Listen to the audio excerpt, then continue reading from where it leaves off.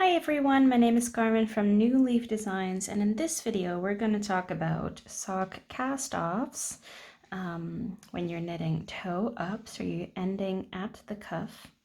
And we're going to talk about cast-offs that are too tight and how you can undo them. And first of all, how do you know if your cast-off is too tight? So this is the sock I knit first of this pair. And I used my Lori's Twisty bind off, which is my favorite, and it is very stretchy. And one way to measure if your cast off is stretchy enough is to take your sock by the ribbing, take it by the actual leg of the sock, and then the cast off edge. And if your ribbing stretches way more, or if your sock stretches way more than the cast off edge, then you know the cast off is too tight. Now, for example, I've done the cast off too tight on this one. I didn't notice it. I don't really know how it happened. I probably just wasn't really paying attention. So this cast off is, when I tried it on, I found it was pretty tight around my calf. So you'll find that the ribbing stretches more than the actual cast off, or at least, that's how it feels on my leg. So the best way to figure out, if is the cast off too tight, is does it feel tight? Like maybe you can't even get it over your heel. And what you then want to do is, hopefully you won't have cut off the yarn yet, as I have, because this just makes it a little bit more tedious. Because for a cast off, to undo it and then knit it again, to do it looser, you will need more thread. So I will need to attach this yarn again, which is fine. I'll figure it out. I still have this yarn ball, so that's okay. But first, how do we actually unravel it? If I would have known this in advance, that I would have, maybe the cast off would be too tight, then I would have put in a lifeline just before doing the cast off, because then I can just rip it out and it will be on my lifeline. But now I don't have that, so what am I gonna do? Usually when I have to rip out knitting, I go to the very last stockinette round, because that is the easiest knit stitch to pick up stitches to knit from. But of course, we have done quite a lot of ribbing, and ribbing is not my favorite, so I don't want to rip all of this out and have to do all of that again. So what I'm gonna do is that I'm going to unravel these stitches one by one and catch them on my needle. Now you can use the same needle that you use for the cast off, or one size bigger. That's okay. I might just use a bigger needle anyway, because I want it to be looser. Now the very last stitch is going to be quite obvious, because if you pull on the yarn tail, that will be the first stitch that seems, free. So I'm just going to put my needle in there, and then I'm going to undo this tail. I already want to be paying attention, because I'm just grabbing a darning needle, because this stitch is now live as well, but this loop right here is still part of the cast off. So I'm going to take that loop. Oops, I already undid it. Okay, so I'm gonna take the actual stitch now. You can also use a crochet hook for this, and put it back on my left hand needle. And you might want to use a bamboo or wooden knitting needle here, so that the stitches are less likely to drop off.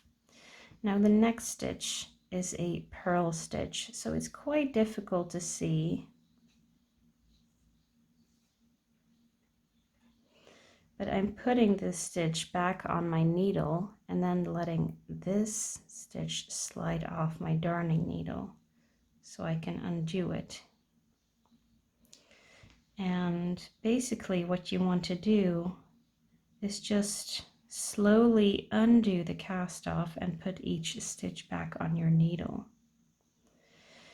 So the stitch that I have here is the cast off stitch. The stitch underneath is the one I want to put on my needle. And then I can slide this one out. But you do want to be careful while doing that, because you can, while pulling it, you have to be careful that you're not already pulling out the next stitch. Each time you're just slowly identifying which stitch is the cast off stitch, and then you want to insert below that. Or if the cast off stitch has already slipped out, then you want to be placing the actual stitch on your needle. And I get that this is kind of scary, you know? This is probably not something to do if you're just, you know, knitting your first sock, or if you're quite a beginner knitter, because there's a chance of dropping a stitch. But I do have the video how to fix a dropped stitch, which can also be very helpful here. So in any case, you know, if you drop a stitch, even if it drops a couple of rows down, you might just want to pick up a stitch marker and put it through the last, you know, the topmost real stitch that you see, because then you can fix the dropped stitch from there. And I'll be sure to link to that fixing dropped stitches video below.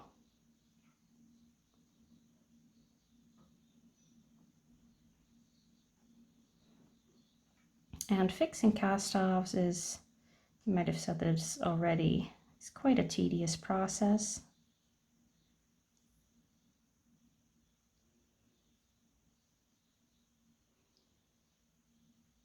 So make sure that you have some time to do this. Make sure no one is disturbing you,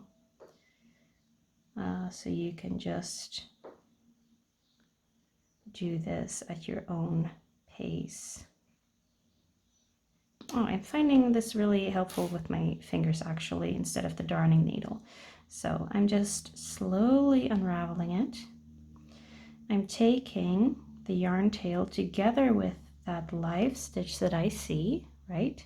Taking those together, now nothing can happen.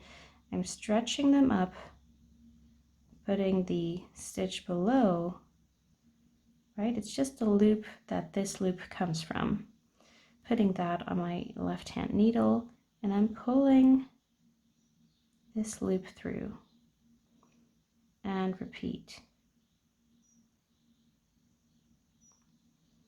So holding the tail with the live stitch, pulling that up, putting it on the needle, and then pulling that one stitch through. And this is a great way to just also practice how to read your work. You know, what does a purl stitch look like? What does a knit stitch look like? How does a cast off work? Right, so doing this is just a great experience for your knitting skills as well. Okay, so I'll just do the rest off camera. I won't bore you with the rest of this cast off row, and I'll meet you back after. Okay, I have undone the entire cast off, and now all stitches are back on my needle. Now, it would be very smart to put in a lifeline now. I'm fairly confident that I can just do this cast off because I've done it so many times and I just did not pay attention while doing it this time. But if you've done, if you've gone through this trouble to undo the cast off and you're not sure if the next time you cast off, if it's going to work, then it might be a good idea to put in a lifeline. So for that, you just take a darning needle, a thinner piece of yarn, and you put it through all of your stitches. And I always place the stitches on the cable for this because the cable tends to be thinner than the needle, so it will be easier to go through it with my darning needle and my thread. So that's what I would recommend. I'm now going to do my cast off again. I will also place a link for the Lori's Twisty Bind Off in the description below. And I will probably run out of yarn. So for those last couple of stitches, I will attach this yarn again, and then I'll just have 2 more ends to weave in, but that's fine. So I'll be casting this off again. Do let me know if this video was helpful, and do let me know if you have any other questions that I might answer in another video. Thank you so much for watching, and I hope to see you next time. Bye-bye.